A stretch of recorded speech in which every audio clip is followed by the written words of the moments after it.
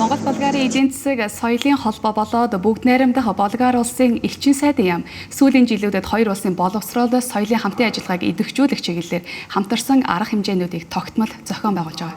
Тэгэхээр энэ хүрээнд Улаанбаатар группийн төлөөлөн удирдах зөвлөлийн дарга Монгол Болгарын эдийн засаг соёлын холбооны үүсгэн байгуулагч Батбаатрын санаачлагаар Улаанбаатар хотноо Гигэн Кирилл Мефодий Болгарын цагаан толгой боловсрол соёл болон слав бичиг үсгийн өдрийг тэмдэглэн өнгөрүүллээ.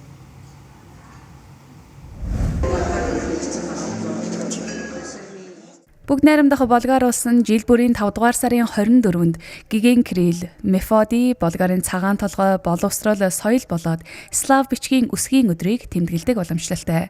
Энэ жилийн баярыг UB группийн санаачлагаар зохион байгуулж бүгд найрамдах Болгар улсын элчин сайдын яам, Монгол улсын их хурал дахь Монгол Болгарын парламентын бүлгийн дарга, улсын их хурлын гишүүн Сандаг Очир, олон улсын дипломат төлөөлөгчид, элч төлөөлөгчид болоод Монгол Болгарын эдийн засаг соёлын холбоо, Монгол Болгарын найрамдлын нийгэмлэгийн төлөөлөгчид, Болгарт төгсөгчид, нийслэлийн ерөнхий боловсролын 118 дугаар сургуулийн төлөөллүүд Улаанбаатар хотноо чуулж хоёр улсын боловсрол соёлын ажиллагааны түүхийг онцоллоо.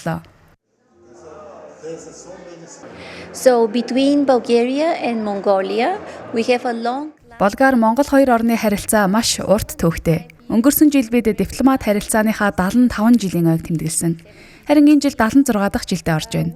Монголын маш олон иргэн Болгарт боловсрол эзэмшсэн байдаг. Бид тэднэр үнэхээр их бахархдаг. Тэд өндөр түвшний боловсролыг эзэмшсэн. Мөн энэ хамтын ажиллагаа өнөөдөр ч үргэлжилж байгаад бид баяртай байдаг. Жил бүр Монголоос оюутнууд Болгарт суралцахаар очдог. Түүнчлэн багш профессорууд солилцооны хөтөлбөрөөр явж судалгаа хийх, суралцах зэрэг олон зорилгоор хамтран ажиллаж байна. Болгарын оролцоо хамтын ажиллагаа их өргөн хүрээтэй байлаа. Харин сүүлийн жилүүдэд энэ харилцаа бага зэрэг сулраад байгаа. Тиймээс бид одоо дахин сэргээж улам бэхжүүлэхийн төлөө ажиллаж байна. Бид бизнесийн хамтын ажиллагаагаа илүү өргөжүүлэхийг зорж байна. Ялангуяа эдийн засаг худалдааны чиглэлд илүү төвлөрч ажиллах хүсэлтэй байна. Гэхдээ хамгийн чухал зүйл бол хүмүүс хоорондын харилцаа. Үүнийг хамгийн үнцэнтэй зүйл гэж боддог. improve, and we are trying to strengthen and to restore the relations, the historically.